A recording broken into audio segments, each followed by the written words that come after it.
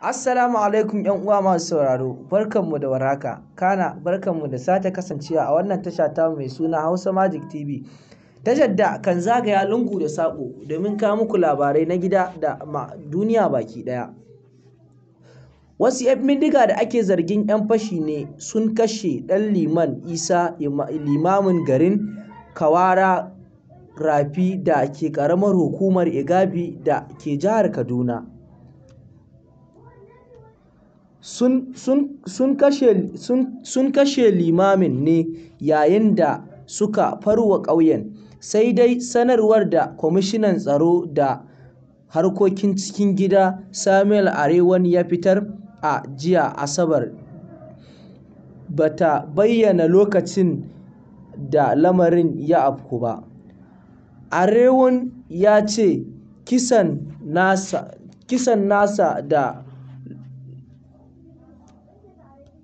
na da alaƙa akan sukar da yake yi akan ayyukan da miyagu suke yi na garkuwa da mutane. 'Yan fashin sun wuce kai tsaye zuwa gidan malamin, kuma kamar yadda ma abin da ya kai su kenan. Suka harbe shi tare da barin wurin ba tare da sun ɗau kowa ba ko kuma garkuwa da wani ba. Ku kasance tare da Hausa Magic TV, sannan mai sauraro kakka manta ka danna subscribe da ƙararrawar sanarwa da tsarin mun ɗora shiri in Allah ya yarda.